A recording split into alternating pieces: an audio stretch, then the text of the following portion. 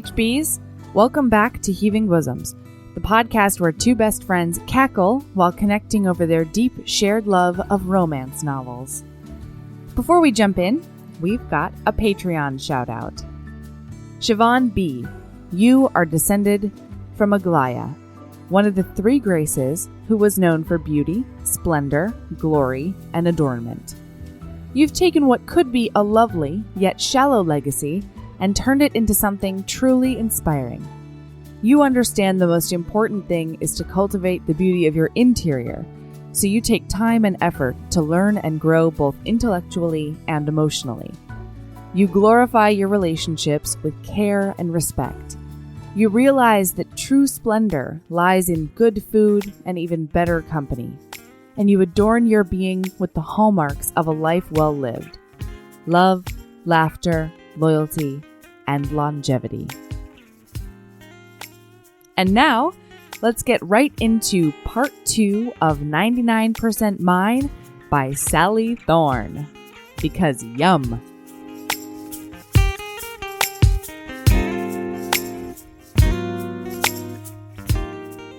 Hello, Erin. Hello, Melody. How are you? I realize now that sounded like Melanie, which like a lot of our listeners think your name is anyway. So I answered to it. I don't give a shit. Pronounce the D hard. Melody. Yeah. So, did you know that Tiffany Rice got me a birthday present? What? Did you know that? What? Tiffany Rice got me a birthday present. It's not true. Take it back. Take it back. Take it back. Okay, listen. I will not take it back, but I will walk it back. Shall I? Good. Okay. So she didn't get me a birthday present, but she did. I'm so pissed. She did release her follow-up to the red, which is the rose, on my birthday. Oh, so I see. really, it's all Greek goddesses and satyrs and bullshit, and you know that's a present just for me. You know it. It's on my birthday. It's all of my favorite things. It's mine. Think she was writing it? Like, yes. I Erin. will release this on Melody's birthday. Yes. I don't know when it is, but Yes. I'll do it. She and her impeccable bangs and her amazing fountain pen decided on my birthday.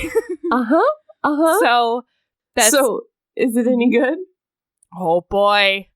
Holy wow. So I've been reading it on my brand new Kindle Paperwhite, which Michael got for me for my birthday as well. Do you love it? I fucking love it. Yeah. I love it. I also love the amount of space it's going to free up on my phone because, wow, can I not download anything? You know how many pictures I have on my phone? I just downloaded them to my computer. 3,500 pictures. I'm in that boat. And I'm doing this why stupid thing. Why do I have to re-download my apps every time I open my phone? Yeah, I'm doing that thing where I back up to Amazon photo, whatever, but then I'm still too scared to delete them. So I just delete the most recent. So dumb. Anyway, so the rose, you guys, it is Mona and the Earl of Kidnap and Marion Gretna Green. What? Of throw her over your shoulder and take her out to the limo and take her against her will and marry the shit out of her. I thought, I just think of him as the grandson. Oh, that's from the that one. Three-way. Yes. Okay. So they did, in fact, have a happily fucking ever after. We see them 20 odd years later and they have this gorgeous open relationship and they're like totally in love.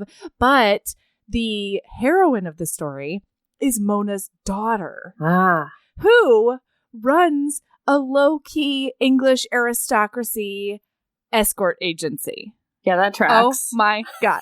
Oh my God. The apple doesn't fall far from the tree. I know. But you guys, she's got a lot of healing to do. And so, yeah, her dad gets her this magical chalice. I think it's called a kylix. I might be mispronouncing that. No, not you. No, not me. Not New Jersey. No. I know. That's an Alaska thing to do. I'm basically a pronunciation scholar. So her dad gets her this chalice of erotic fantasies. Her dad doesn't know that, okay? So don't come at her dad.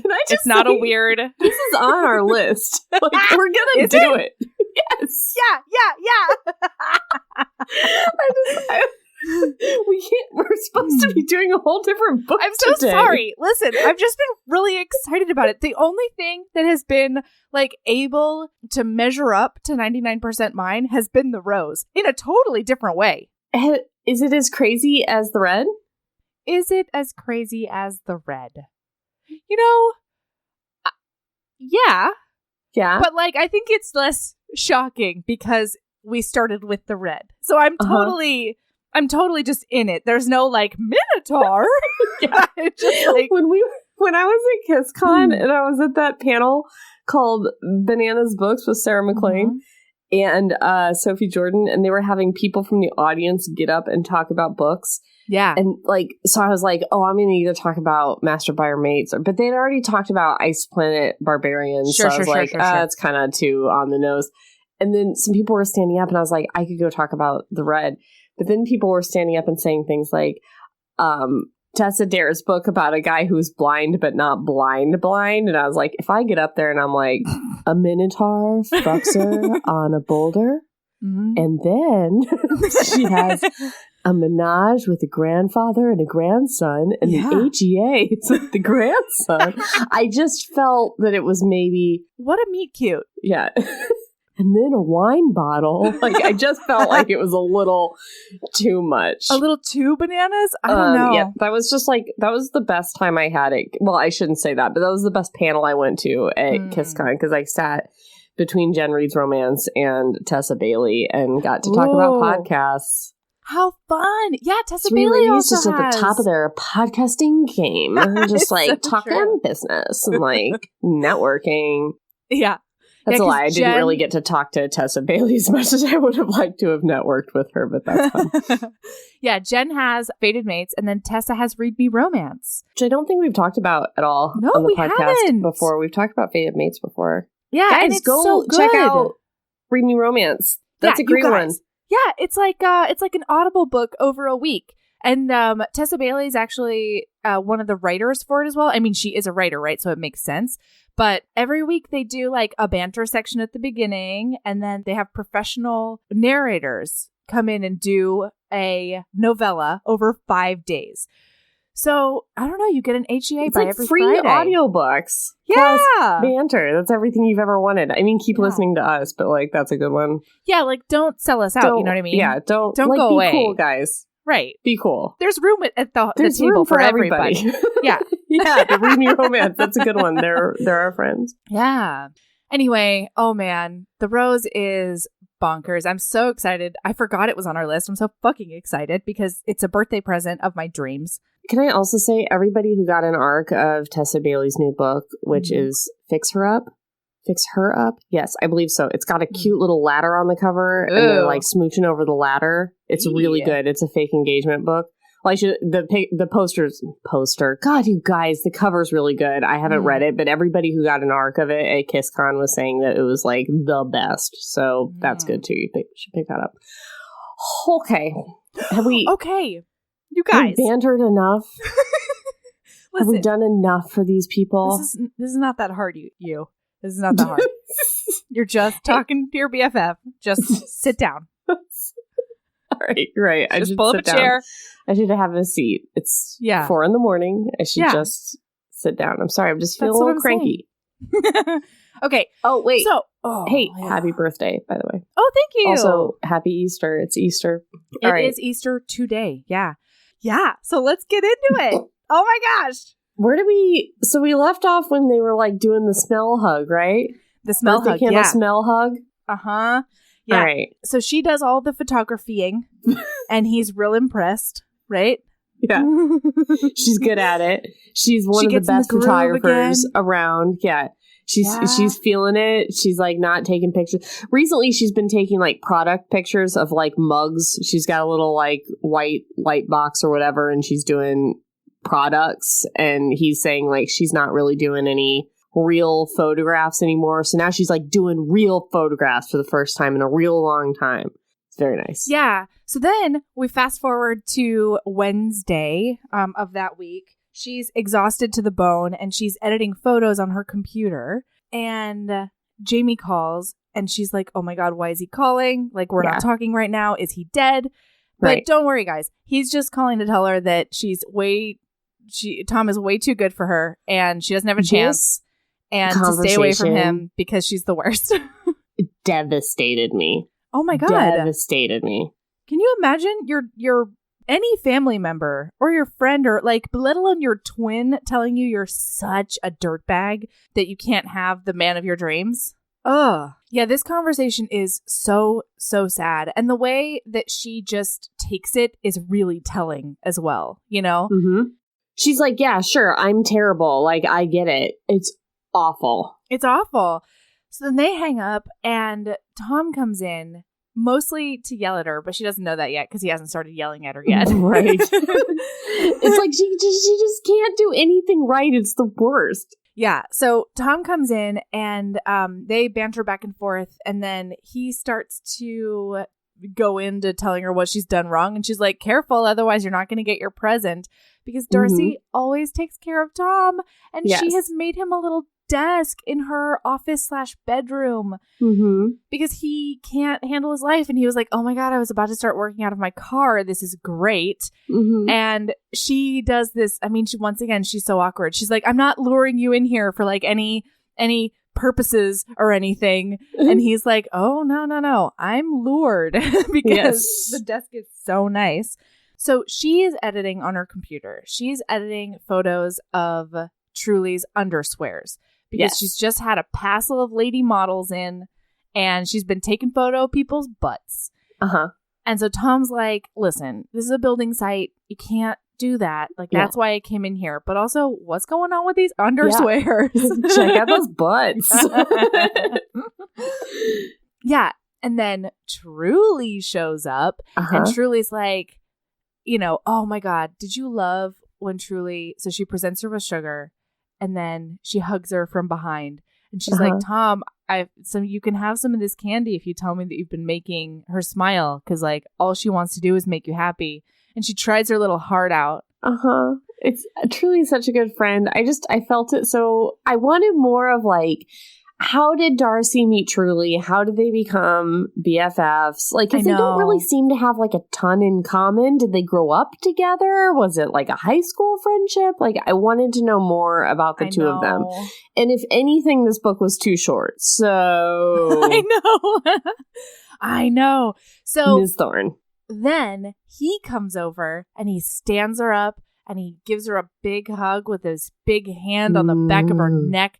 And he's like, I've been throwing myself at her feet every day and she just doesn't notice. And everyone swooned. It's true. It's one of those things. It's true. It's too true. It's too true. Oh, God. So, but we got to get down to business, Erin, because so much good shit happens in this scene. It's one of the funniest, sexiest scenes. I know. I know. I'm sorry. I'm sorry. What do I need to do to like business up right now? So then, Truly is like, P.S. I needs a male model. And Darcy's like, no, it's going to be a tsunami of dick pics if I ask for male models online. I didn't even think about that. If you ask for male models online, you would get like a tsunami of dick pics. That's so men. You just say hi online. You just be anything online, and you get dick pics. I know, it's true.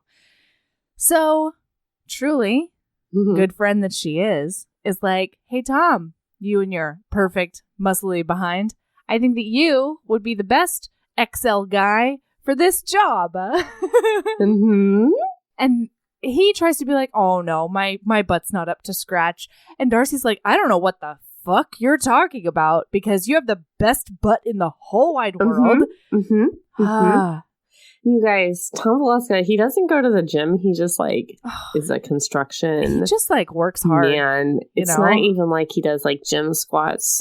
He's just like he like he's just lifting shit the right way. It's not like weights, you guys. It's like he's just bending at the knees and like rocks and stuff. That's the one. That's what builders do. Wooden rocks and stuff. No, I know. Well, I don't know. I was thinking of like bricks. Sure. Or something. Foundations. I don't know what they do, but it's like heavy and it's not like gym stuff. It's like construction stuff. Yeah. Sorry. So then Truly sort of nicely strong arms him into it.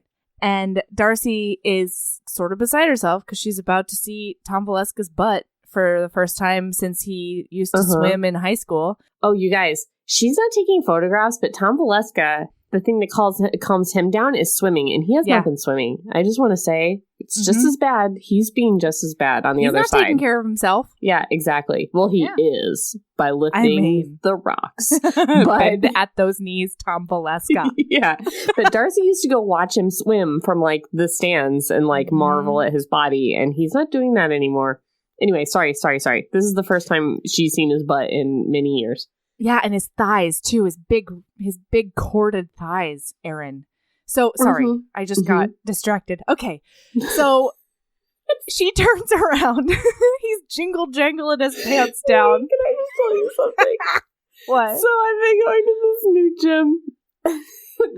It's a boot camp gym, and the men there are very muscles. Ooh. And one of them goes around and does all the women are also very muscles, but I care less. The men go around and they demonstrate all the exercises that you're going to do today. You know, there's like usually like 25 exercises and they go around and do all of them. Do they do it as a group? No, it's like you have stations, and you've got to move the stations and stuff. And anyway, so he goes to all the stations and he demonstrates them. And he went to one and he was like doing like a bicep curl or whatever. And his arms were just like crazy. And we're like roughly 5 feet away from him. And my friend Molly goes, "Oh my God, look at his arms." Fully audible. In front of like 30 people. And then he looks directly at me. And I'm like, it wasn't me. I wasn't the one objectifying you out loud. God. I keep that to myself. That is inner monologue nonsense. I'm the one who said that. I'm the one that said, "I know," at full volume. Anyways, it was very embarrassing for me. Well, God bless Molly. Oh, God bless him and his arms. All right, okay. So he puts on these underswears that say irrational asshole, which makes me so happy. I don't know. I feel like underwear that says irrational asshole, it's like on your asshole. On your butt. It makes me think of IBS. I know. Like my asshole's like not being rational today. Like poop's coming out everywhere. Like that's like that tomato sauce should not have had this effect. Exactly. I mean, I'm not saying I wouldn't want to see him wear these underpants because I would, but like I just wish it was a different slogan. Like jerk or something. Like you don't have to say asshole. It's like right there on your asshole. It's like unpredictable asshole. It's like you don't want that. Nobody wants that. I would like to be able to predict. Okay. All right. Anyway, sorry. So, I want a rational asshole. That's what I want. I want one that plays by the rules. All right. So she starts clickety clacking, and they start talking, and he like can't. So what you call photography? Clickety clacking. Yeah, click clack. God, I want to say it to a photographer now. When are you going to do your clicky clacks? When are you going to start clicky clacking? Yep. All right, never. I'm going to let you talk all the way this time. Start. No, go. Bing boom bong. The book with melody. Let's go. So she starts taking photos. And he starts, sort of trying to get some info out of her. And he's like, so what happened in the kitchen? You know, like, I don't know, like, why did you do it? Tell me. And she's like, well, I mean, I've got a little bit of self-control left and I don't know, because whatever. And he's like, hold on, that was you with self-control? Mm-hmm. Yeah, literally ripping cabinet doors off and breaking them. And, like mauling him and being like, get in me. So I have to read this passage because it's so good. He goes, "That was you with some control left?" He's incredulous. I flash back to the breaking wood, the pointing at the bedroom door, the crude honesty. But the truth is, it could have been worse. Well, yeah. I lower the camera. I'm breathing heavily enough to fog the display. At this point, I'll destroy the lens. If I lost all control, I would have... I click the camera just to make noise. I probably would have... I cover my mouth like I'm trying to hold in a burp. I can't say it. I cannot. "Tell me," he says over his shoulder in that bass voice from the first morning on the work site when he said, "Unpack the equipment," and the guys tucked tail and ran. It's a voice that you can't say no to. Fuck it. If he wants honesty, I'll give it to him. I would have undone your belt and gone down on my knees and made you pray to God. And he goes, "Oh, Jesus." And she goes, "Yeah, you would have been calling his name." And then she gets done photographing his butt and she's like, "Okay, I'm good." And he's like, "Well, I'm just gonna stand here." And he's like, "I'm not good. Not good. Not." Can't turn around. Yeah, she's like, "No, seriously, turn around, Tom." Because he's got a boner, you guys. He has such a big boner. So he is like, "You gotta stop talking." And she takes that really harshly because she's like, "Man, Jamie never stops talking and he's his best friend. Like, why does he want me to stop talking?" And he's like, "Your voice is so sexy. I cannot handle it." And then I'm going to be honest with you, Erin. He says the one thing that makes Tom Valeska not perfect. What? He says, "Do you go around talking to every guy like this?" And then he says, "You got to be careful what you say to guys." And I'm just like, oh, I didn't take it that way at all. Didn't you? Oh, I did not like it. I didn't like that at all. So I thought, I feel like Tom Valeska is in a place where he doesn't know whether or not Darcy's just fucking with him all the time by saying this flirty stuff, or if she actually loves him as much as he loves her. And it's worth noting that in that conversation with Jamie that Darcy had, Jamie was like, A, you don't deserve him and you're not good enough for him, but also like, don't fuck with him because he worships you. Like, good job, Jamie. Like, that's a terrible dual thing. Anyway, but I feel like he doesn't know whether she's fucking with him or not. And I think what he's saying is, like, you can't just go around telling people, like, you're going to get on your knees and make them pray to God or they're going to get boners. Like, that's what's going to happen. Like, I didn't feel like it was I thought it was, you're going to make men fall in love with you and get all horned up. Like, if you don't want that to happen, don't say things like that. That's what I thought it was. Oh, okay. Maybe it's not, because he's also concerned with her safety at the bar. So maybe it is what you think it is, but that's not how I took it. Okay. Yeah, maybe. I don't know. I mean, either way, I think I just read it in the worst connotation. You know, I took the same thing from it, but I just read it in like a come on, dude kind of way, you know? No. Tom Valeska is perfect, and how dare you? God damn it. So, well, and I love Darcy because she's like, I have never spoken to any man but you like that, and I resent the insinuation. And it's great. But wait, so when he says, I'm having a personal issue, when he can't turn around because of his big boner, she says, yeah, you and me both. I've got a pack of AA batteries with my name on it. It says, my jeans feel like they've shrunk 10 sizes and the seam is nearly cutting me in half. Let's just get through this. And he says, give me a second. And then he turns around and you guys, oh my God, guess what? He's got a big dick. It's the biggest boner she's ever seen. Biggest one. Surprise. Yeah. So then she's like, all right, let's just think about, neutral things. Why don't you tell me about the renovation? And I have to read this because she goes, talk about the guttering or the vents. That big water stain in the kitchen ceiling. How's that coming along? Or I dig deep. The trellis, the pipes, the architraves, and the finials. And he cuts in despairing. I think you saying vaguely architectural terms is making it worse.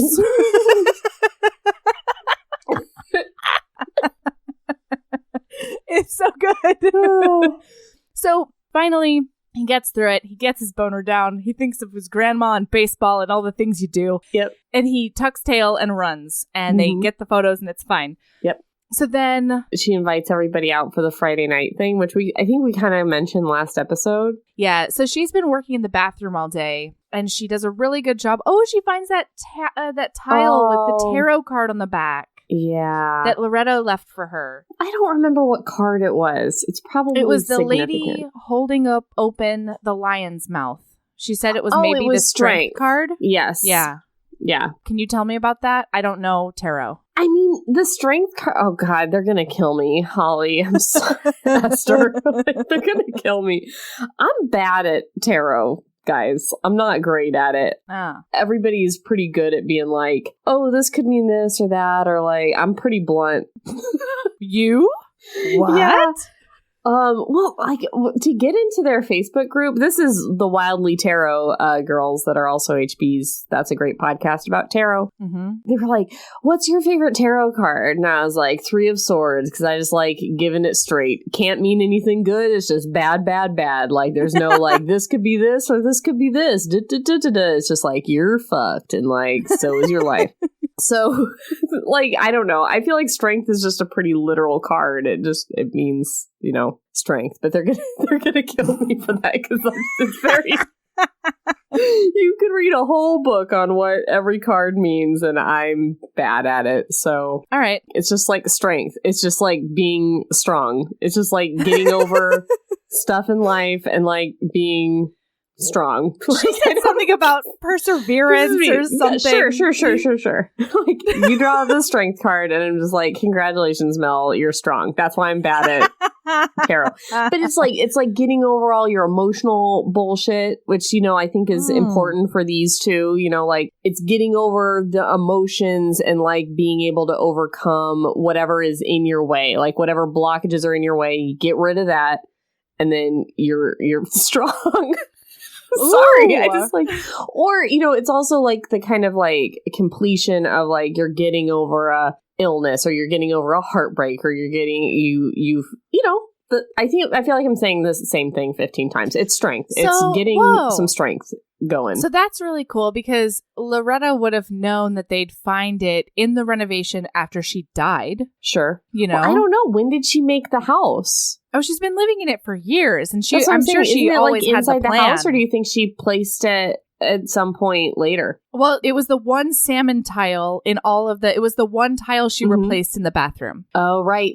She replaced it. Yeah, and I think she made it a different color to make sure that they knew which one it was. And it's so wow, Loretta is like low key champ of this story. Because she really brings it all together. Yeah, Loretta's great. But, like, kind of the tarot person in me is like, what'd you do with that deck, though? Like, yeah. Was that a deck she liked? Because, like, it's done now. It doesn't have a strength card. That's important. It's major. It's major arcana you can't read anymore. Like, oh, man. She may as well just put the whole fucking deck in the bathroom behind all the tiles. But that is the type of personality I have. Okay.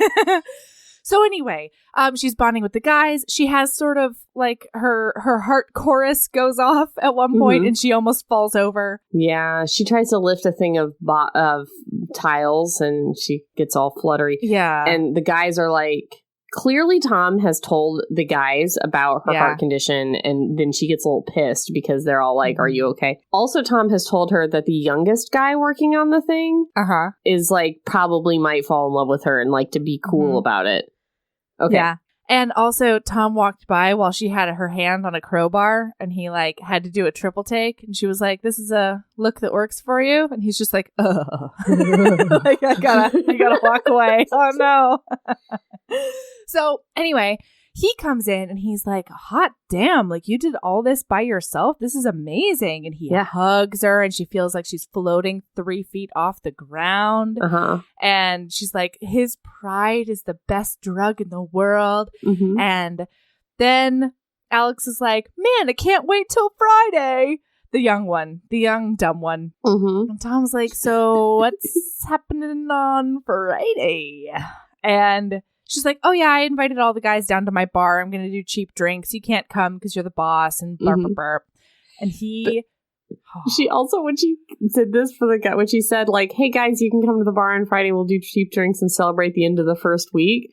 She turns to the young one and she's like, I'm not in love with you. Everyone's invited. Which I thought was really funny.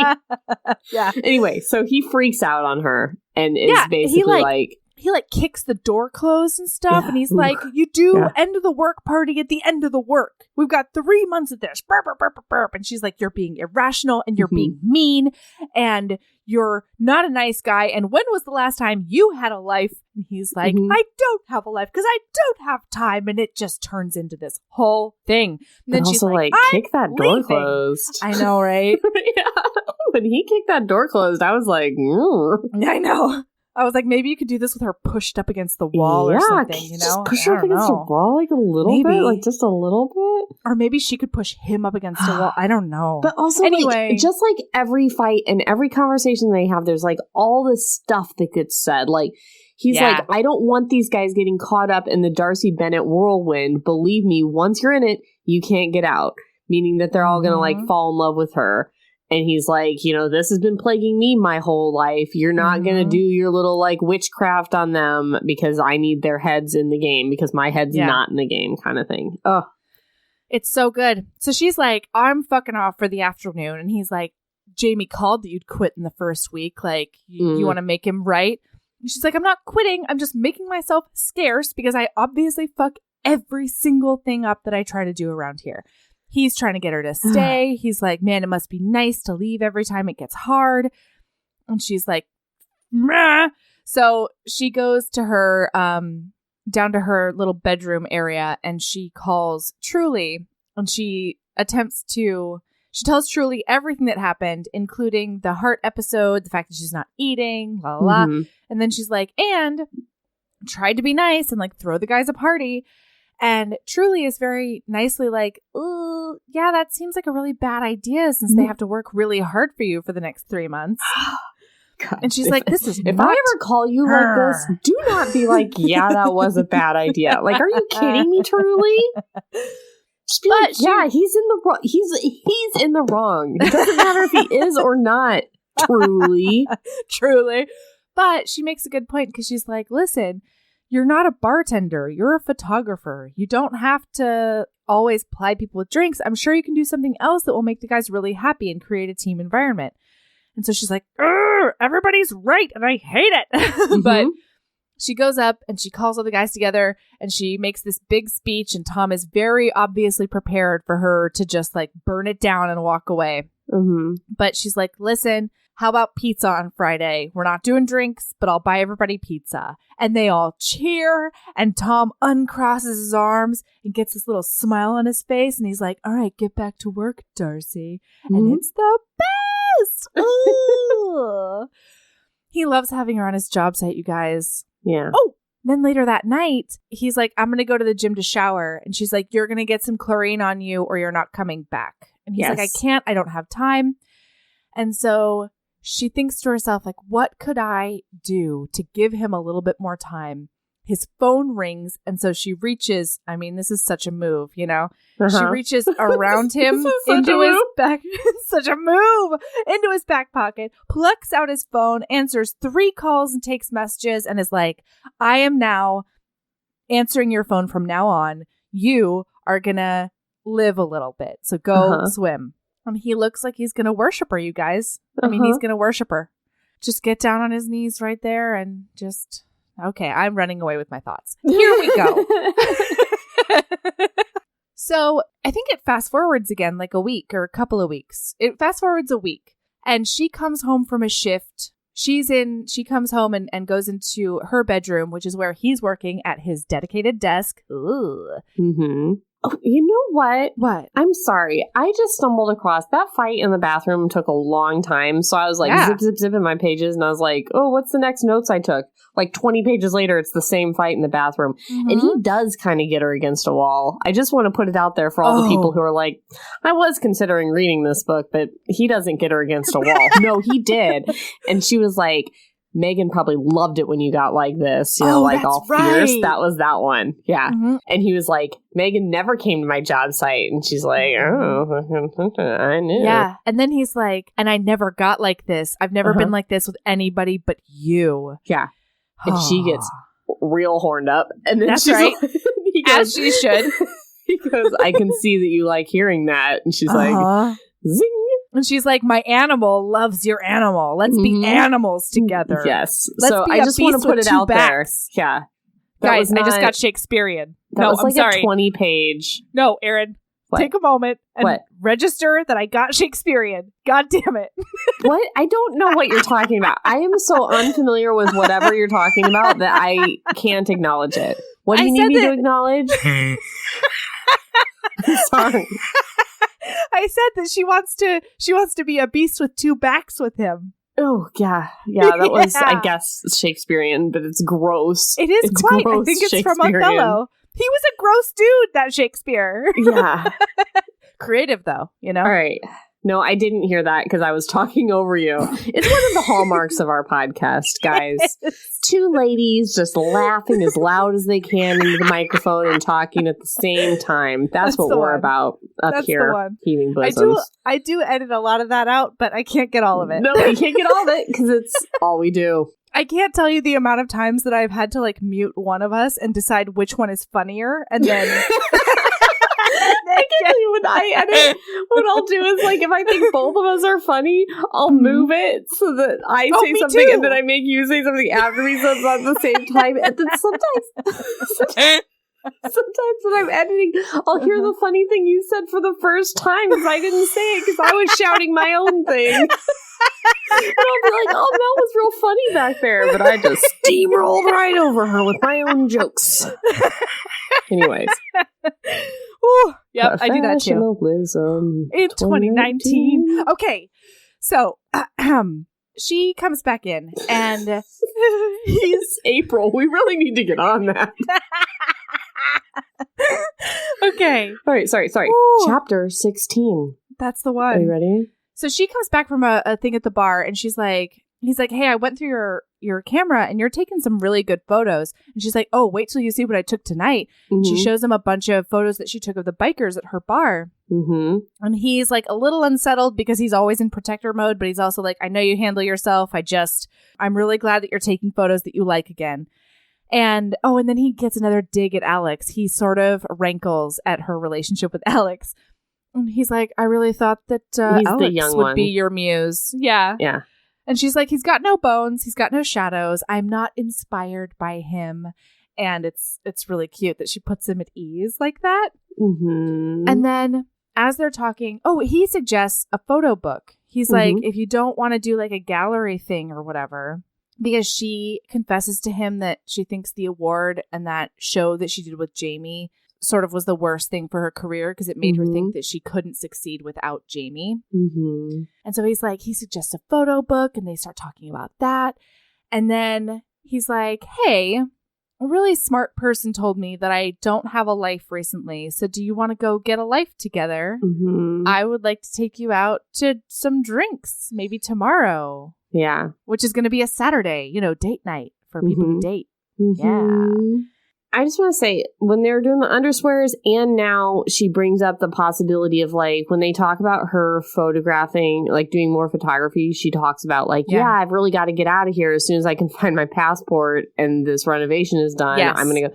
He's like, you could make motorcycle clubs like your thing and do this book.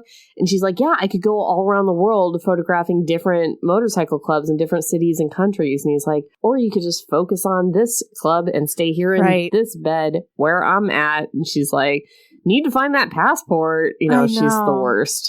Yeah. So anyway, just want to mention that again. Like, she constantly is like, where the fuck is my passport? I know. Like, Jamie has it. She thinks her brother stole it. Yeah, she thinks he stole it, but it's making him feel real bad that she wants to leave always. Well, and it's funny because her out loud words don't match her inner monologue. Because every time this happens, she's like, man, it would feel really, really good to just, like, be settled. And then she's like, yeah, I can't wait to get my wanderlust back again, God, she's the worst. Yeah. She doesn't know what she wants, you guys. Well, she knows what she wants. She just cannot admit it.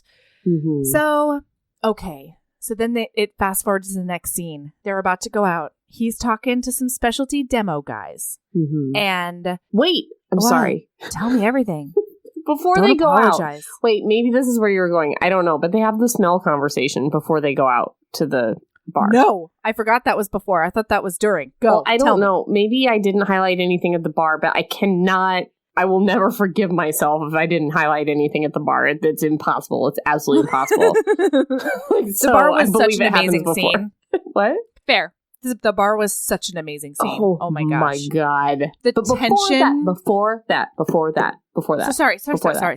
You're right. She says something about like how perfect Megan is or whatever, and how he probably wants Megan back or whatever. And he tells her that Megan was great and she was fine, but she never smelled right to him. This was at the bar because... Nope. Oh, was it? Because they're talking about her parents, and he's like, it was your parents that actually made me realize that things weren't right with Megan. And she was like, what the fuck did they do? And he's like, no. I just saw them, they're 30 years into their relationship. I was renovating their place, and I saw your dad walk up to your mom and smell her neck like at the kitchen sink. And I was like, man, I'm going to do that when I get home. I'm going to go up to Megan. I'm going to smell her. And I'm going to see if it like rekindles some things. So Tom Valeska, the werv that he is, goes right up to a lady who we find out is not his mate and smells her up. And she pushes him away and tells him that he's sweaty. And he is like, wow, you don't smell right at all. And then they have a very amicable breakup that night. Yeah. Because neither of them are really happy. And then Darcy, in her internal monologue, says, I remember his inhale at my shoulder on that first morning of the renovation and the way he held it. The warm exhalation blowing down my tank top. Did I smell right? I decided to forge on ahead with our evening. It's like, yeah. You did, dude. So this bar scene, he like pulls her stool over. They're going, and she's like, all right, I'm going to teach you how to flirt. Wait, no, but it's because he sees Vince or whatever. Yeah. Okay, all right, okay. Yeah. She's like, we can try to like flirt with people. And then a lady makes eyes at Tom, and she immediately like looks over at her and mouths fuck off with like this killing stare. To the lady, Yeah, to the lady. And she's like, okay, so I cannot do it. And then he sees that Vince is there, and he pulls her over close in between, like his stool closer. She's bracketed between his thighs. Legs. Oh God. Oh my God. Okay, so they're on bar stools, you guys. Yeah, they are. Listen, the 5 men that are listening to this podcast. Take Good note. morning. Hi. Hello. How are you? I believe all of you are married, but that doesn't mean that you can't do this with your wives. That's what I'm saying. / husbands. But I feel like it's more of a lady move, but I don't know. Anyway, she's sitting at the bar stool. He reaches between her legs, grabs the bar stool. I just thought about that. But anyway, grabs the bar stool. It's gross under there. Oh, anyway, nobody cares. Moves it toward him, and then puts his knee like, oh God, brackets her between his thighs. You guys, what a move, you guys! That is such a move. It's so good. Yeah, and she is appropriately dazzled. Yes, and so she's like, he's like, hey, don't look now, but Vince is here. She's like, oh yeah, it's his usual spot. Blah blah blah. And she starts to second guess herself. Oh, because then he like tucks some hair behind her ear and puts his. He puts his hand on her jaw. I can read the whole fucking thing if you want. Tom spots something or someone. It's Vince. There's a frown on his brow, and then he turns back to me with an idea in his eyes. He puts a hand between my legs and drags my stool closer until I'm in the frame of his spread denim thighs. It's the best seat in the goddamn house. The warmth of his skin engulfs me, and the noise from the room recedes. His hand cups my jaw, and my face is tilted as he speaks into my ear. Don't look now. That's the end of the chapter. But there's more in following And then he chapters. like drags his hand down her neck onto her collarbone. And she's like, I love this. She says something like, it's the move of a consummate womanizer, and that's how I know it's not real. And basically she starts... Yeah, go. Yeah, but you said it verbatim because you know it really well. Yeah, it says, Vince is here with somebody else. He's speaking, blonde, early 20s. He's seen us. After trailing his fingers down my throat, he hands me my wine glass. It's the smooth move of a consummate womanizer. That's how I know it's fake. I'm really proud of myself, honestly. I haven't read this book 14 times in the last week. Yeah. And she's like, yeah, this is his hangout. And he goes, is that why you brought me here? And she says, relax, baby. And she links her fingers into his and squeezes. You're not part of a revenge plot. You're the beautiful, irreplaceable Tom Valeska, and I am the luckiest woman alive to be sitting between your thighs. Oof. Mm-hmm. So this scene does a lot of the same throughout, right? You guys, if you read Acomath and you were obsessed with the throne scene, this is very similar. Oh, in my personal opinion. Yeah. Oh, yeah. The tension is just, I mean, it's biteable. It's high. It's good. So anyway, she keeps on going back and forth as to whether or not this is real. Then finally, she's like, because he says he told her he wanted to take her out because he had to talk to her about something. And so she's like, oh man, it's almost on, TM. She's like, okay, this is what we have to talk about, right? Because we have to talk about, they start talking about their sexual chemistry. Yeah. While nuzzling and nearly kissing each other and and they're touching each other. Biceps and thighs. Oof. And they talk about how their chemistry is kitchen smashing intense and how she wants to consume him body and soul. Oh my gosh. And then he says, what if, because then they start talking in hypotheticals. And she's like, if I was here with my guy, because he asked if I would have done this and that. Yeah. He asked if anybody's ever been like hers. And she's like, no, once somebody's mine, they're going to be mine forever. Yeah. She's like, I would be here and I would be touching him and blah, blah, blah. And he was like, well, what if your guy didn't want to be consumed body and soul? And so she gets kicked back a notch and she's like, oh, that's right. We're talking about a guy who is not Tom Valeska because I cannot have Tom Valeska. Okay. I guess I just have to hope that he wants what I want. And then he immediately soothes her and he's like, no, don't think like that. Your guy is absolutely going to want your hands and only your hands. And then she's like, you're really good at this. Yeah. And he goes, if I was good at this, I'd tell you what I would do to you when we get home. And she's like, what would you do? And he checks himself and he's like, oh God, I can't. That's kind of where it ends. That. But right before that is this paragraph. May I say that Melody didn't read any of that and it was again nearly verbatim. She's saying to him, your jeans are tight enough that I can almost make it out, meaning his penis. His boner. I just love, for some reason, I just love saying out loud, she's referring to his penis, because it's just so funny to me. Only me, probably. Okay. All right. It says, his fingers are on my hips now, sliding into my belt loops. The tiny tug he gives me rocks me another half inch into him. I'm turned on in public on another goddamn stool. Hey, you're blushing. That's a pretty pink. He presses a kiss to my cheekbone, sits back, and smirks in Vince's direction. Anyway, sorry. So then they break it off, and then she's like, "Are we having our conversation?" And he's like, "Oh, that's right, the conversation that I needed to have with you." And she's thinking to herself, "Yeah, it's about us boning. It's about us becoming more than friends." And he goes, "I want to talk to you about smashing your favorite chimney. We got to take the chimney out. We got to take that wall out." And she just deflates like a hot air balloon. She just immediately sinks into a puddle on the earth because she's so humiliated. Because that's not the conversation he wanted to have, but also because when all the guys first arrived on the building site, the first thing out of her mouth was, all right, guys, knock over whatever you want, but no one is touching this chimney. All right. Is that understood? That's her favorite part of the house too. So it's like a double punch. Right. She says something like, you will treat this chimney like a human baby or something like that. Oh, and then he does the meanest thing, in my humble opinion, and also in Darcy's opinion, because he's like, all right, just imagine with me here. Close your eyes. You're napping on the couch and you wake up and I'm in the kitchen chopping vegetables. Oh, God. And I'm like, oh, you're awake. I need to make you food because you need to eat after you've been napping. And you look past the dining room table that has a bunch of pink oriental lilies on it because I got them for you because that's your favorite flower. All I could think about was that Tom Hiddleston Chinese commercial for Centrum Vitamins. That's all I think about. Do you know about it? No. Okay, those of you who know about it, I can't do the whole thing right now, but there's this commercial. I believe it's a Chinese commercial for Centrum Vitamins where it's like a POV and Tom Hiddleston is like chopping you like weird breakfast vegetables, which like may be a thing in China. I'm not sure. And then like he gives you your Centrum vitamins and then he's like, I have to go away for 3 weeks. And then he leaves. And it's supposed to be like a magical female fantasy, but it's kind of like, you just gave me vegetables and then left on business for 3 weeks. Anyway, if you know about it, you know about it and you're laughing. If not, I'm sorry that I wasted your time, but go find it. It's hilarious. Tom Hiddleston. I think it's Centrum and I think it's Chinese. I'm sorry if I'm wrong on either of those points, but I'm like 90% sure. So.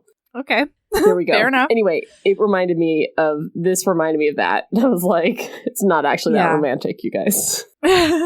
So she's like, all right, fine, you can knock down the chimney, but this was really fucking unprofessional. Yes. She says, was this Jamie's idea? Go ahead and like take me out and ply me with drinks and stuff. Yeah. And she's like, this was unprofessional. Then she twists away and signals to the bartender and says, your second worst whiskey, please.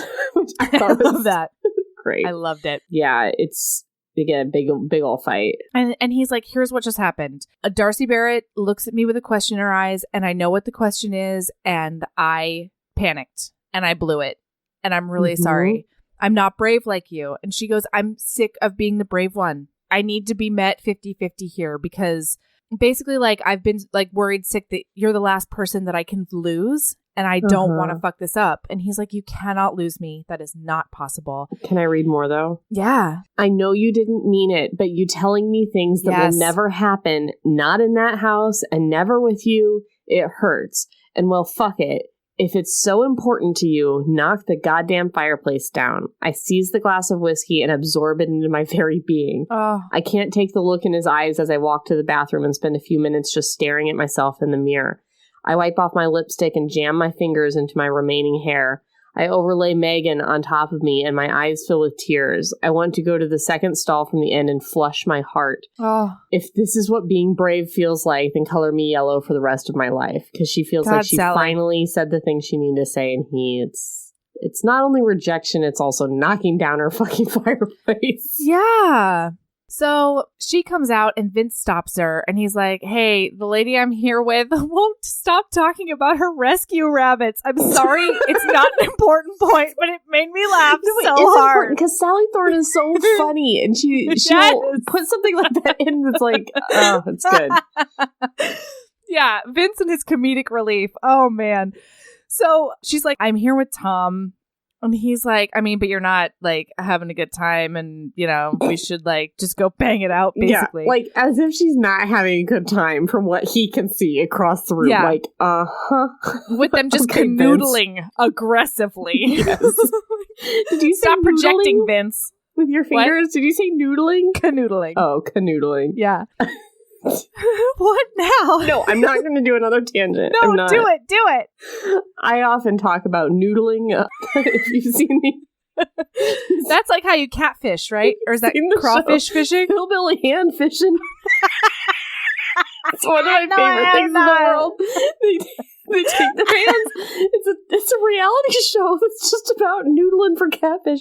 And they take their hands, they put it in the water, they wiggle their fingers around, and they call it noodling. And then the catfish bites down on your whole hand. And then you grab the catfish and you yank it out of the water. Hillbilly hand fishing. And so I'll often noodle for things around the house. A noodle for coffee. A noodle for rooster. Oh man.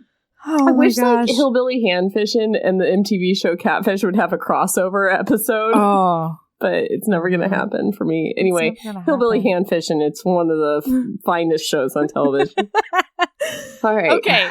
So then Tom appears out of the crowd and he's like, he immediately grabs her like he doesn't grab her. He holds her by her waist right behind her. And he's like, don't come around. Just fuck off. Don't call. Don't text. I'm here now and you're no longer welcome. Vince is like, listen, you don't gotta be rude. And he's like, no. And Vince is like, she's gonna leave, dude. And he goes, yeah, she is gonna leave. But I am going to have her for every second that I possibly can.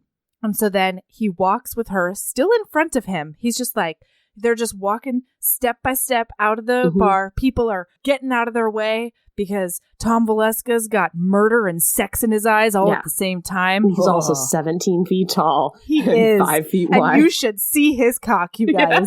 So... And it's ready. It is. It's basically a flagpole in between them, you know? Yep. So... I think it's a flagpole, but I heard like flag and I was like, it was flapping in the wind. Like, I don't know. No, nothing about that flagpole flaps. Got it. Yeah. I understand now. That turgid member. So they go outside. Sorry about that coffee, guys. It was when she said turgid member, I couldn't down my coffee. Yeah. So then they go home and she's like, okay, on the way home, I kind of lost my nerve. I'm sorry. It was just, we just kept on looking at each other during stoplights. And I don't know what to do with myself. And so she's like, I know what I have to do. I have to go inside the house and say goodbye to the chimney. I keep saying chimney. Fireplace, you guys. Nobody cares about the chimney. You stand in front of the fireplace. God damn it. So, you know what? I only ever had wood stoves. So I don't, I can't be held responsible. God, I wish somebody would demolish my fireplace. It's got this gross green tile on it. I wanted to remodel it ever since I moved in, but... Haven't done it yet? You gotta hire yourself a Tom Valeska, you know? Well, I tried to, but then they did like a thing, whatchamacallit, appraisal? What do you call it when they come and tell you how much it's going to be? An appraisal. It was like $7,000. So I was like, that shit can wait. That's why they're knocking down the chimney and the fireplace. Exactly, both of them. So she goes to go inside the house and say goodbye to the fireplace. And he's like, hey, why don't we do that later? Like, we'll just go to the house around the side and we'll just go around back and, I can put it in you or whatever. And she's like, he doesn't say that, you guys. No, that's not at all what he says. But she thinks that this is really odd and it's very like weirdly insistent. And so she's like, hold on, I smell a rodent. So she goes inside and the fireplace and the wall are gone. Gone already.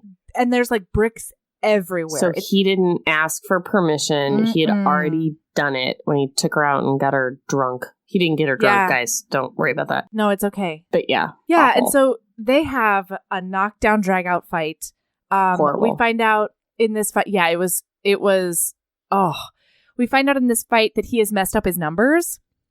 He's basically doing this renovation for free because of an error in a spreadsheet, and his margin's not going to cover wages for the guys and everything else. And then we find out that, he basically thinks he's a huge failure. And he's like, you call me the perfect man, but I can never live up to that. And she's like, no, you're perfect for me. Do we find out anything else in this fight that's important? I don't care.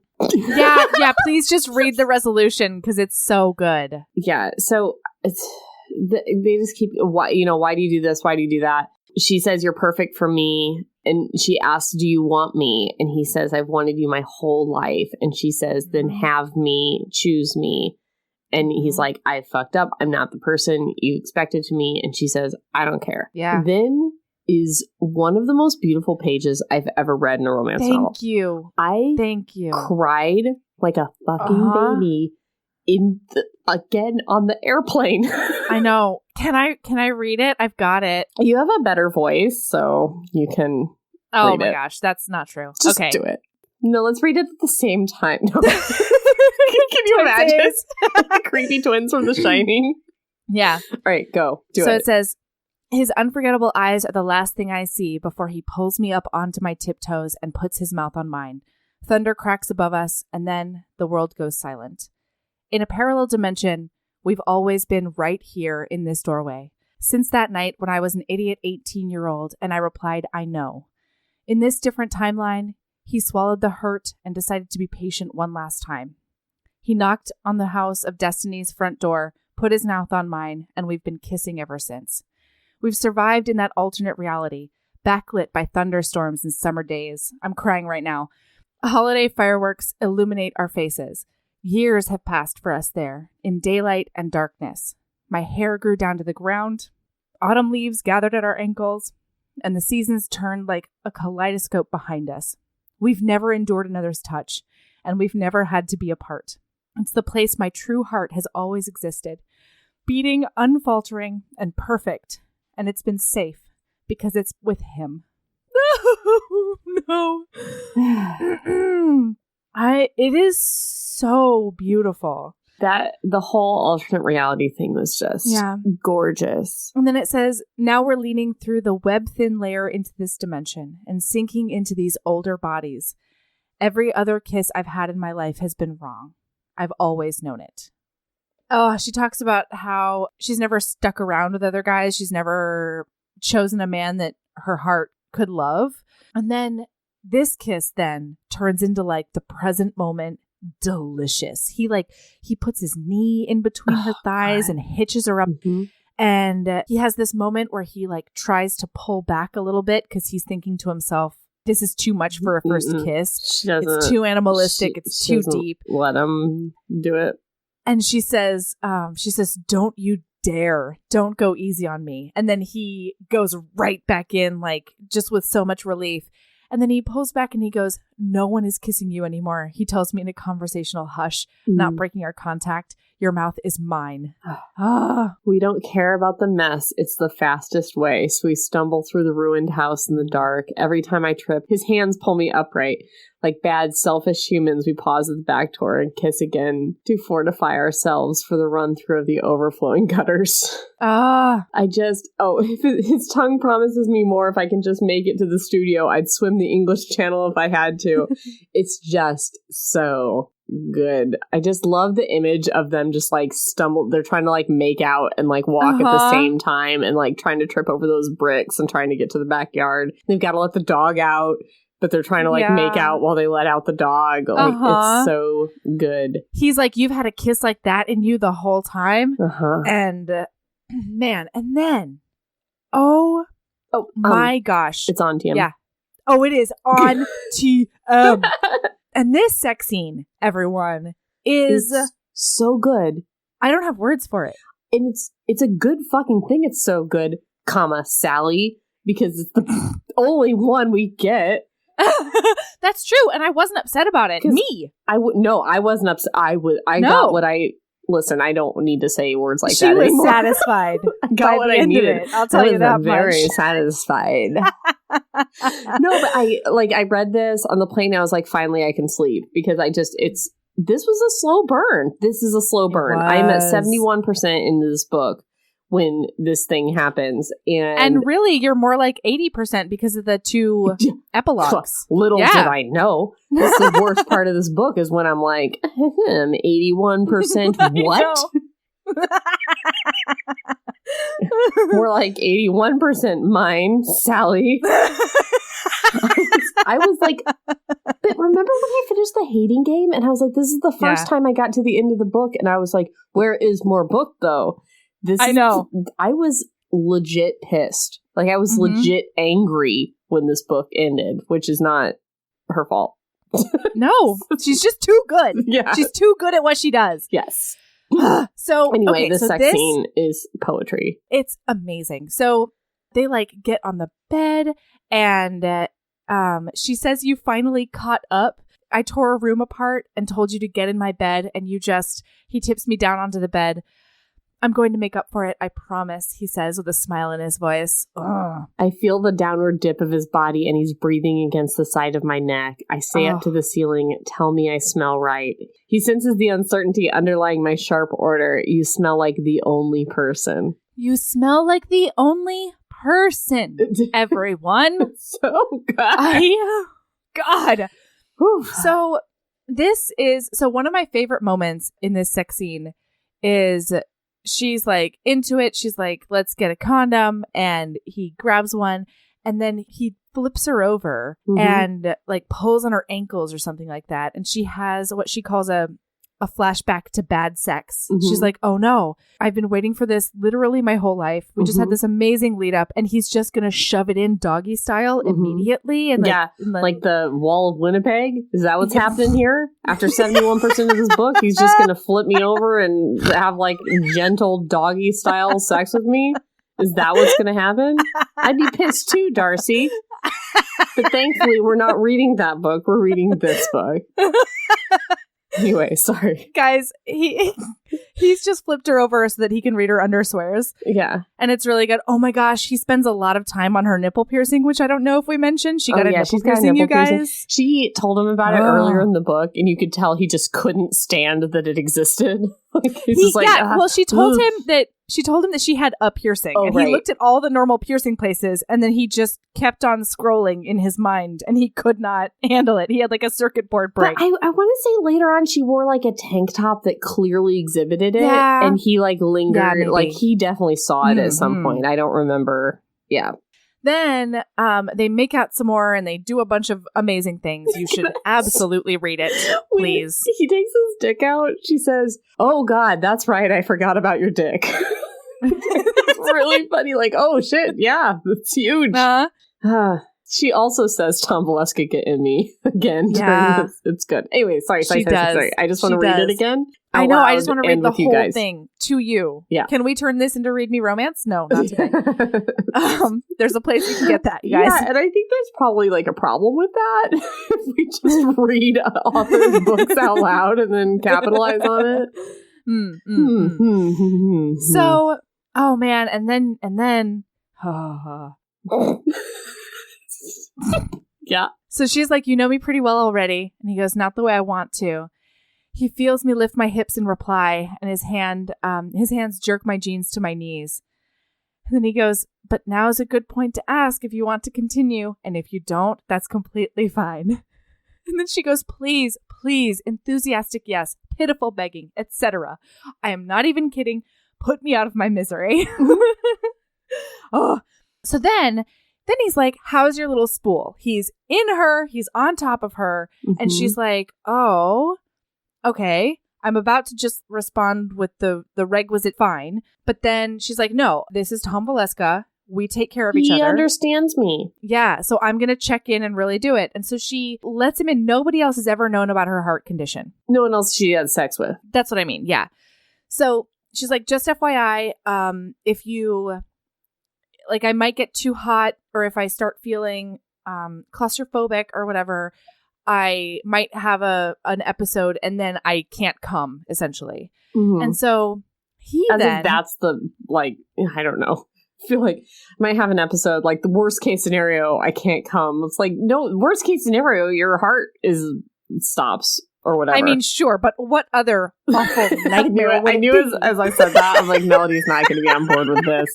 No. As soon as I started to say it, I was like, worst case scenario, I don't come. There are worse things. And then your whole face was like, there aren't worse things. Sorry.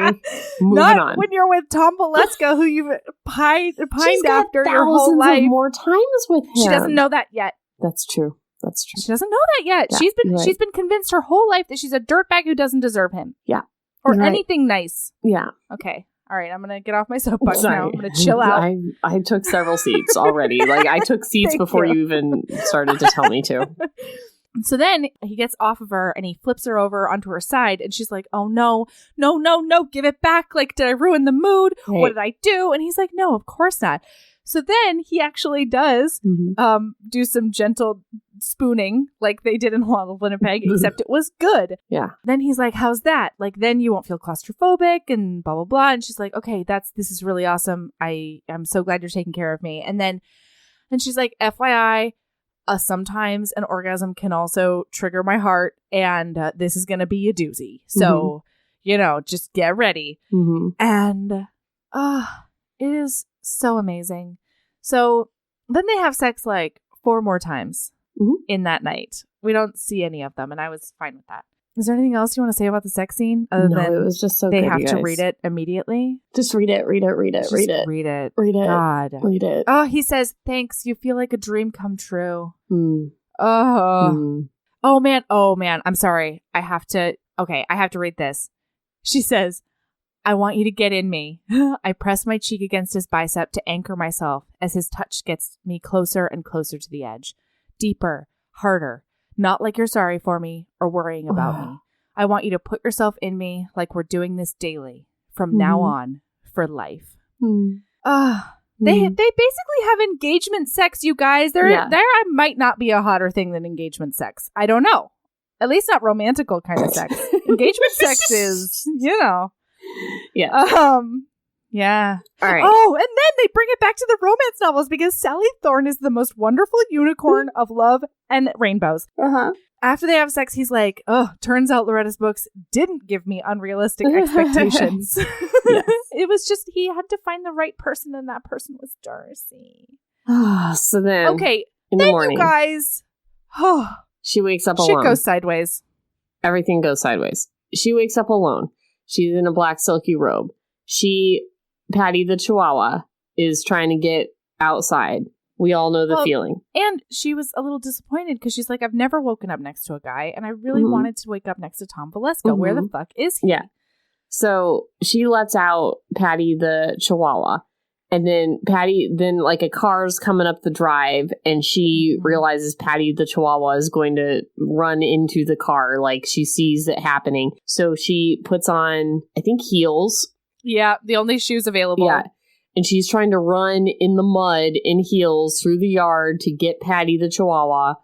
And it's her brother coming up the drive. And then she's got like a heart issue where her heart's going thunk-a-thunk. And like she gets it's a lot. It's a lot of things that happen. She has an episode. Right. And Jamie gets out of the car and he like starts talking her down. And this is where I actually got a peek at Jamie. Because, you know, the real Jamie, not the asshole that he puts up a front. Because he's like, you're too important to me. You cannot do this. Later on, he calls himself her walking organ donor. And she's like, you only have one heart, stupid. And he's like, yeah, I'm keeping it warm for you. Isn't that sweet? God, Jamie. I know. I want his book. Okay. So Jamie's basically like, oh, look at you in your black silky robe and you've got a hickey. He calls it gross. He's like, God, change. Gross. That robe is gross. Yeah, it's like, what is this, 8th grade? You have a hickey? Like, and no, and he's talking about her robe. He's like, your brother does not need to see this nonsense. Well, she keeps trying to readjust it, and like every time she moves it, like another boob pops out. Like she can't figure out how to figure like the robe out, which is like very truthful about robes in general. Silk robes are the worst. There's no way to keep them like regular. And like David calls my silk robe my romper, and like I want to be like, a romper stays on. It's like, oh, you're wearing that romper again. Like, no, that's not a romper. Anyway, like rompers they stay where they're put. Silk robes do not. Unless I'm wearing a romper, and then my ass just eats it. Nom, nom. Are you the person that I tried on rompers with that time? No, that was Katie. Never mind. Sorry.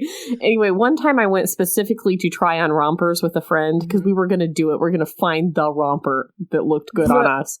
We tried on every romper in Flagstaff, Arizona. There was no rompers for us, for our bodies. Yeah. One time I wore a romper for Tanya's birthday because it was funny. Because it would not stay out of my ass. Like, I could not, it could not happen. Yep. I just heard a designer on Project Runway say that a model's ass was hungry. Nom, nom, romper, delish. What were we talking about? The robe. I'm sorry. But the robe wouldn't stay on. Jamie's basically like, ew, you've been having sex. Tom, I thought I told you to be the guard dog. Her. Whoever was sleeping over clearly isn't here anymore. And he's left her in this robed hickey state. And you were supposed to help her not sleep with guys like this anymore who take off before 6 a.m. And he's like, I'm finding her the husband option. So, like, you're supposed to do this. And Tom's like, I can't really. And Jamie wants her to go out with, like, one of his, like, weird banker friends or something. Yeah. Because he's, like, husband material. Gross.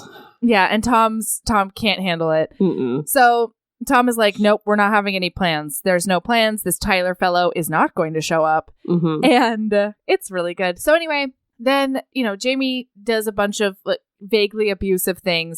And she and Tom talk. And he's like, listen, this is going to derail the whole renovation. If you let Jamie know that things happened. Well, she wants to tell him right now. She's like, I can't wait to tell Jamie. He's not, you're not his. You're mine now. You're mine. That's right. All the way. And he can have 1%, but I've got 99. And like, fuck Jamie. And he's going to feel so bad about it. And like, she just wants to gloat in his face. And Tom's like, no, you can't tell him. So, she says, you think you can just stop doing that to me for another 3 months? You think we can just pretend? His body says no, but he replies, I've been pretending around you since I hit puberty. I can do it a few more months. So anyway, but this is like before or after she says one thing and he like crosses the room to kiss her and he puts her up on his workbench. Like, she's moaning in, and he's like almost going for his belt. And then he has to like jump back 10 feet and put himself back into his body. Yeah, it's a lot.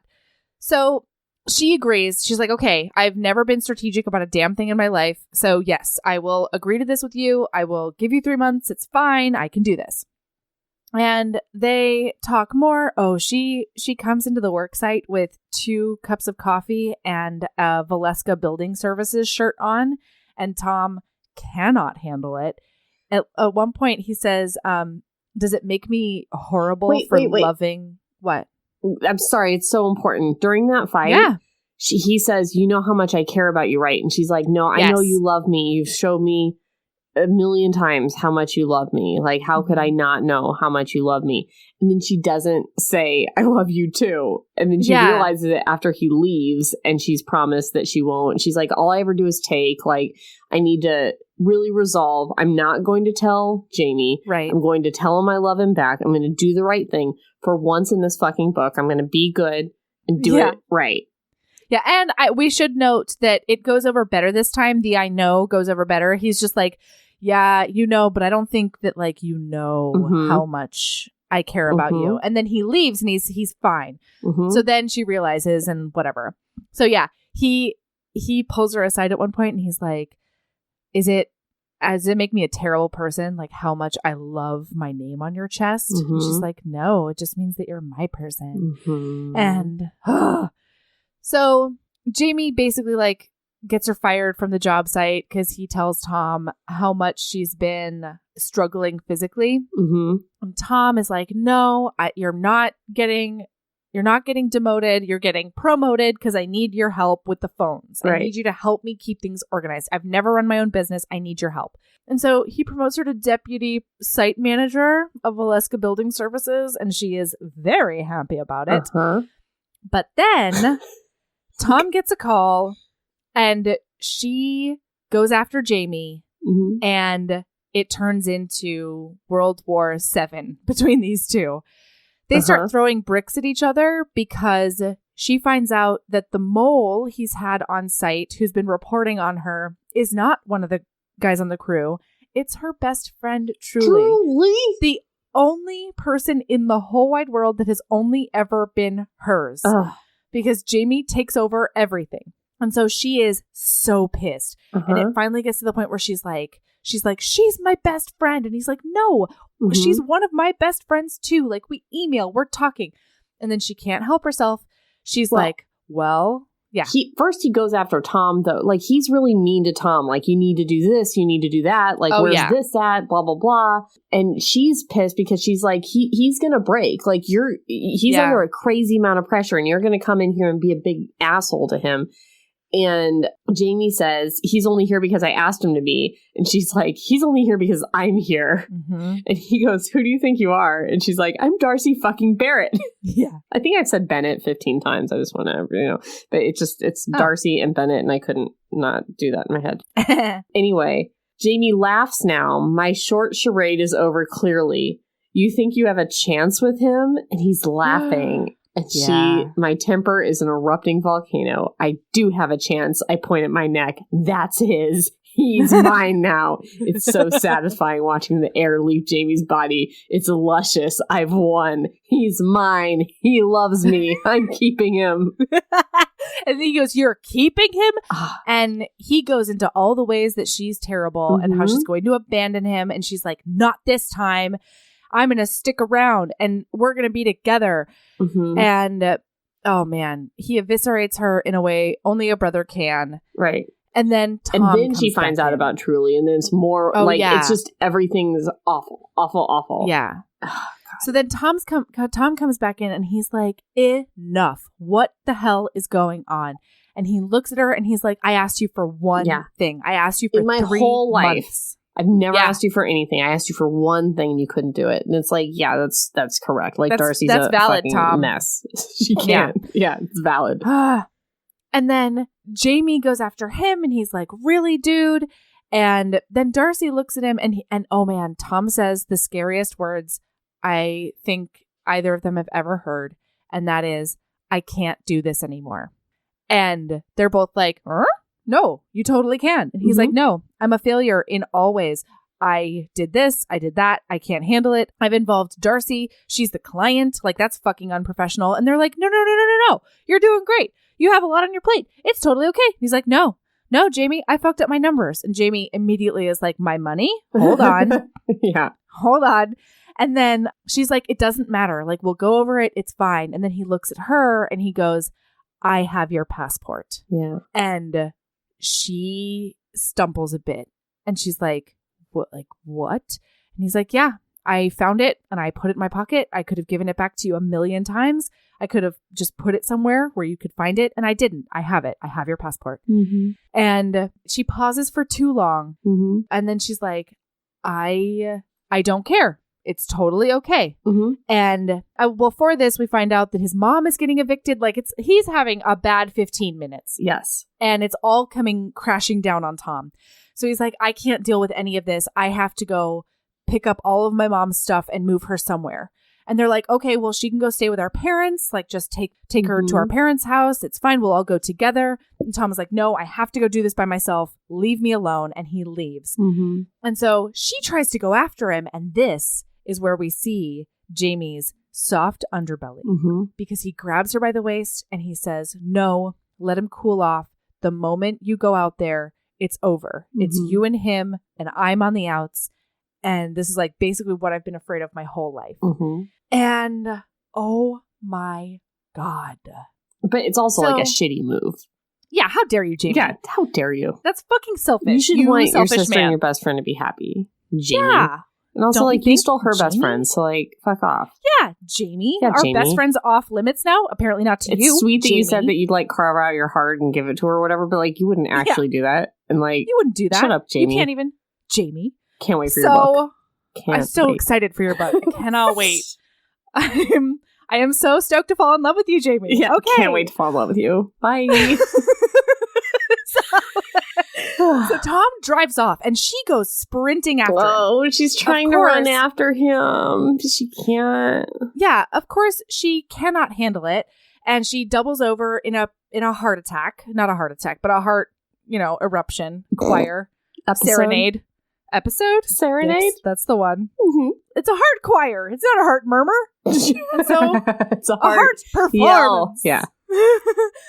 So here's what happens, you guys. They have to take over the building site because Tom fucking disappears. He leaves his dog hard. He moves his hard. mom and her 18 cats into one of their parents' beach houses or whatever. We kind of skipped that storyline, but his mom's a mess and she's getting evicted or whatever because she has way too many cats. Yep.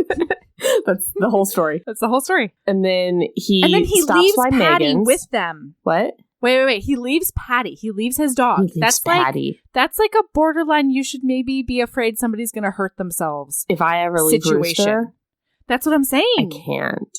If you leave Rooster and disappear and nobody can contact you, I'm gonna be. Oh my God. I'm gonna be not okay. I'm gonna be invoking the National Guard.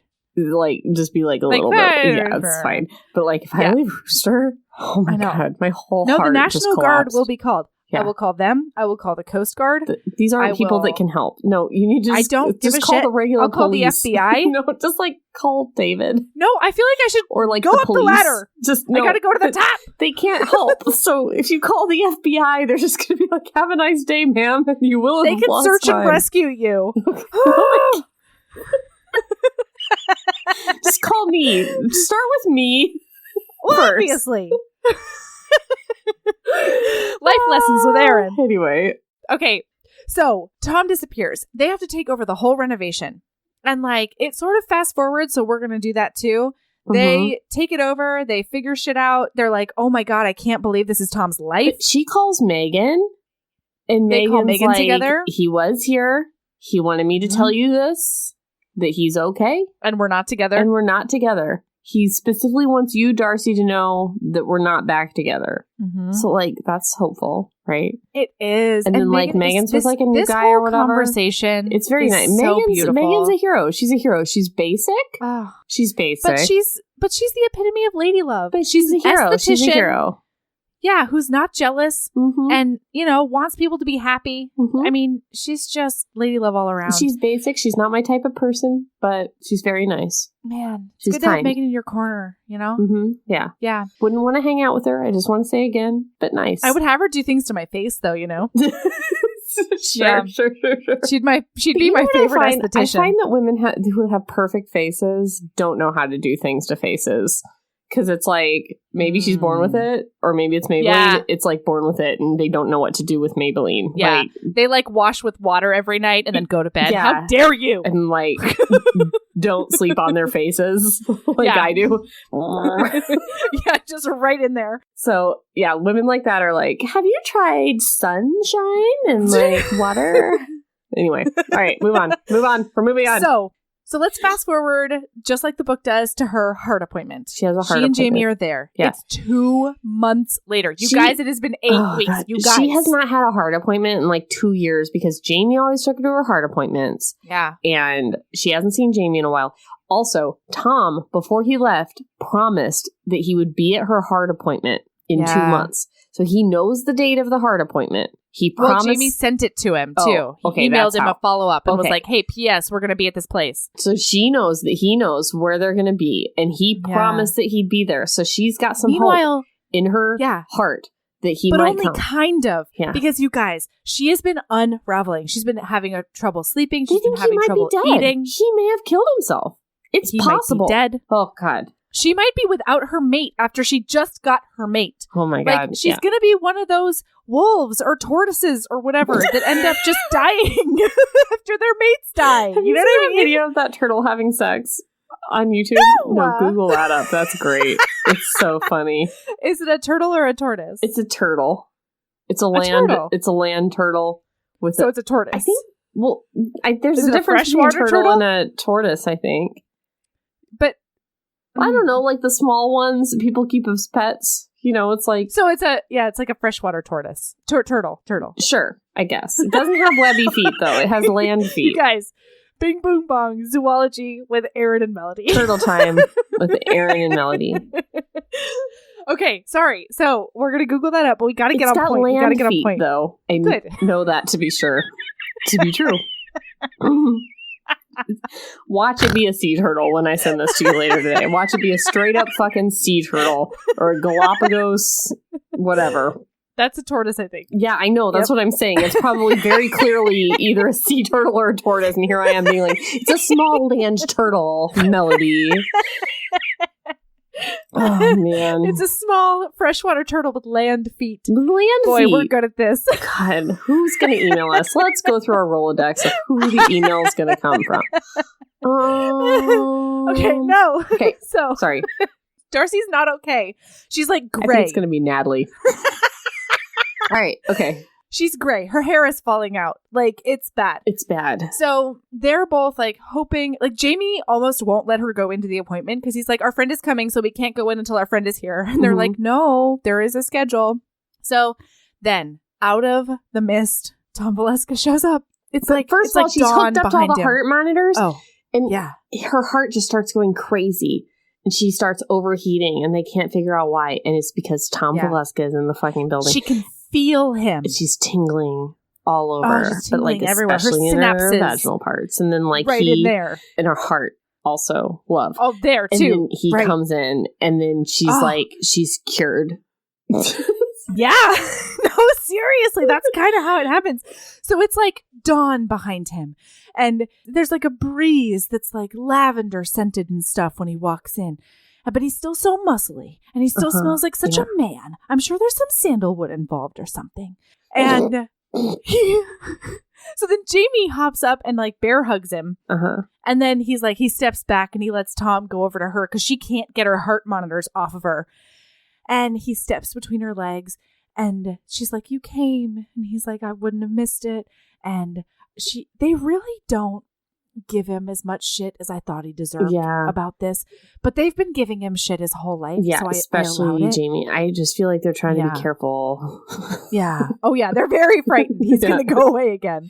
And neither of them can function without him. So they're very whatever you want, Tom. How do we best serve you? yeah. And he just thinks he screwed up beyond any kind of forgiveness. And it's just like he's thinks that taking her passport and screwing up Jamie's numbers was unforgivable. And they just all forgive each other. And he's like, oh, you look so terrible, Darcy. And she's like, yeah, because I thought you killed yourself. He says you look terrible, like beautiful Darcy Bennett. Barrett. God damn it. Darcy Bennett sounds right, does it not? It's hard. Yes, it's hard. Because it's how Elizabeth Bennet hyphenated. It's true. Can you imagine? God, you know that she was hyphenated. A few years later, she would have hyphenated. Yeah. There's just, I don't think that existed. It didn't. No. England times hyphenation. That would be, So, Tom, he kisses her and it's like a tender kiss, but then it turns into a little bit more. And then her heart starts going off the charts and he gets a little scared. And she's like, no, this is the only thing that feels right. You come back here right now. And her hungry skin is so hungry. And so he feeds it. And he says that I think that what I did was unforgivable. And she's like, there's nothing like that. Oh, and she tells him that the twins have been working on themselves and they want to be better for him. And so they've been doing, the renovation is on track and they've been doing a bunch of work on their interior so that they can deserve him someday. Mm-hmm. Oh. So. Then they launch into this thing that is very unbelievable. What? For life. This would never happen in life. What? Which part? The you tell me what I feel about you device. Oh, I loved it. I don't care. But just know that it is so basically he tells her, she's like, oh, I'm sorry. I never made you know, I never let you know how much I felt about you. And he's like, I knew it because of this. I knew it because of that. And he basically recites to her back all of the reasons she loves him and all of the things she's done for the past 8 years to show him that, and all the secrets she's kept and all the thoughts that she's had. And then he's like, now tell me to do the same thing for him. And it is gorgeous, you guys. It would never happen in real life, but it is gorgeous. I would be a sputtering mess. Yeah, I would not be that eloquent in real life, but so it's amazing. And then you guys, we fast forward. The house is sold, and it got sold to a family with twins. I can't even. Mm-hmm. They've gerrymandered the contract without him noticing, and he signed the contract to where the profits are being split into thirds. Oh yeah, because Tom's not in the will, even though and even though he's honorary grandkid, and Jamie is like, man, I didn't even fucking notice it. Mm-hmm. I'm such a douche, and we're like, yeah, Jamie, you're definitely a douche, but I can't wait Darcy for your book. Didn't notice it, and she's kind of a douche for it too. Yeah, they're both douches. Everybody's got to start being better to each other in this three-way friendship, except Tom Valeska. He just has to start being more. He just has to take on less. Yeah. Yeah. Never mind. Tom's perfect. But the twins have to start being better to each other. Mm-hmm. Okay. And then epilogue. Final chapter. Final scene. Final chapter. Yeah. They are going on a cruise because the whole time they've been joking about going on a cruise when they're 80. And Tom's like, nope, I want to take this cruise with you now while we're still young and vibrant and we're doing it, a lot. And they're going to be doing it when they're 80. What am I talking about? Then he's like, I have a surprise for you. And she's like, I have a surprise for him too. I can't wait for him to see his bank account because the money's going to come through. Mm-hmm. So he sees that they cut him in 3 ways. And he's like, that's too much. I can't believe it. And then he's like, well, I have a surprise for you. I invited Jamie and Truly. And they're coming along. And it's real cute because we get to see a little glimpse of how he and Truly interact before they get on that boat. Mm-hmm. And then Tom and Jamie do a trade in front of Darcy. And they trade ring boxes, you guys. So Tom gives him Megan's engagement ring for the sapphire. For the black sapphire ring. Yeah. And then he proposes to her right the fuck there. Well, because she kind of demands it. She's like, give it to me, give it to me now. Put it on me, put it on me, put it on me, put it on me. He's kind of like, well, I wanted to do. Okay. I'm proposing to you. Do you know what this means? And she's like, put it on me. Get with me. We're one together. Yes, boys. Yes, yes, yes. Like, yeah. She says, give me it. Give me it. Give me it. Give me it. Give me it. And what she means is give me everything. Give me you. Give me life. Give me us together. Sally. The end. Sally. God. You're so good. She did say at KissCon that she has her third manuscript written. So it's Jamie, and truly, I don't know. Jamie, I'm sure truly, there are very easy ways to find this out. I'm sure that if I were more active in her Facebook group, I would know that it is Jamie and truly. So I'm not saying this information is not readily available. It's just I don't know what the third manuscript is. Right. Man. And then we get 2 epilogues. One is Darcy and Tom, and one is Lucy and Josh. Mm-hmm. And it's so nice. Mm-hmm. It's so nice. I didn't read Lucy and Josh. I did. I'm not going to tell you about it. You don't deserve it. I just don't care. After they're together, I don't care anymore. I'm just Fair. Like, yeah, they're fucking. Yeah, that's fine. The tension's gone. I don't care. I don't want to read about sex with no tension. Well, there wasn't any sex. There was just a metric fuck ton of adorable romance. Oh, I thought they were fucking in a tent. I skimmed it. Herbs it a little bit. What? Darcy in a tent? Oh, sorry. I was talking about the other one. I didn't even touch Josh and Lucy, but I kind of skimmed the Darcy and Tom one just to make sure there was no big plot point I needed to know about for the podcast. But they were just like fucking in a tent, right? No, dude. No. They're like married. They're on their 7th or so house flip. He's been trying to get her to choose a house, and she chooses the one they're in right now. Just wait. Okay. Yeah. Anyway, it's beautiful. Doesn't matter. No, Don't it doesn't matter. I'm turning on my Kindle. You do your lady love, and I'll turn on my Kindle because I swear I'm not going to say it again, but I swear they were fucking in a tent. I mean, they're doing a lot of making out, but they're in a house that they're flipping currently. I swear there was a tent involved. No, and she's had 2 different art books come out because he supports her in all things, and she's still deputy site manager of Valeska Building Services because they function as a team. Like, jeez. Okay, my lady love, I have a life hack if you want some underswears. My life hack is get you some C-section support panties. Like, just Google it up on some Amazons or something. Mm-hmm. That's what I got. I did not have a C-section, but I wanted like the giantest panties in the world that would like suck me in and make me feel all secure and hold my butt parts in a really nice way. And so I tried out some C-section support panties. Why would C-section panties hold your butt? No, they're just sturdy. You don't get a C-section in your butt. I'm pretty sure. Aaron is 78% sure. I'm a little bit. But I'm pretty sure it doesn't happen in your butt. No, it's just like underswears. They're just sturdy cotton like briefs that make you look like you've got a 3-foot booty that like go up. You don't have a belly button in these things. Why would you want a 3-foot booty? None of this. No, you don't. Like, look at, they're like 1950s, no, not underwear, 1950s bathing suits. You know what I mean? Like, they're high-waisted, they shunk. Gotcha. And they got a nice little booty shelf, all you right, know? Okay. And it's nice. I'm just saying. All right. So, if you want something like underswears, if you read this book and you were like, man, I wish I could get me some underswears, get yourself some C-section support panties and then do a little embroidery. You know what I mean? You just be rude to yourself on your behind. And it'll be great. While you were doing that, lady love, I discovered that there are no tents in the epilogue of the there are no Darcy and Tom. I mean, they're currently living in a tent. Maybe, I don't know. Maybe it's a dream I had. I don't know. It's probably a dream. Probably a fever dream. Delish. All right, what's your lady love? My lady love is Lizzo's new album. Everybody's been talking about it on The Cult. Did some cleaning to that. That was outstanding. Go listen to Lizzo's new album, or even just look at the cover of that album. I know. If you just want to feel like a goddess like she is, like, full of lady love.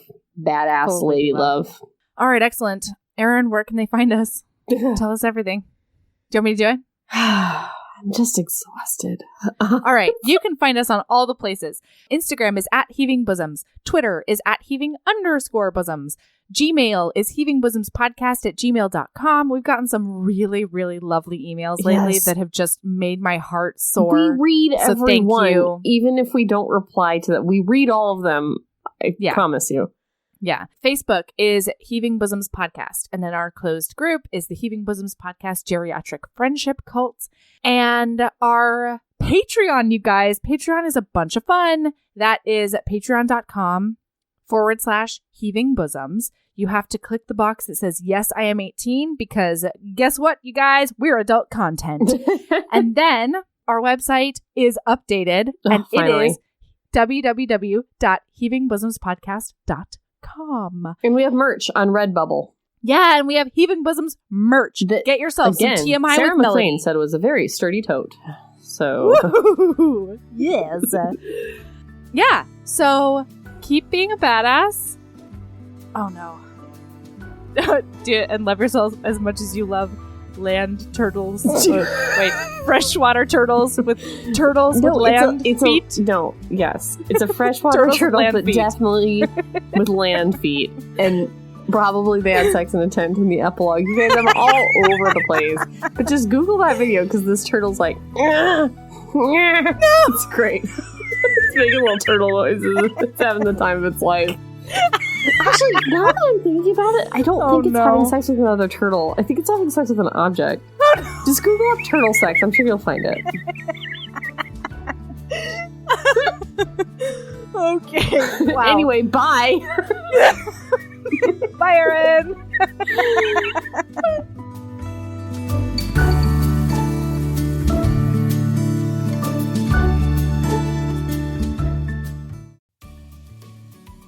Hey, you.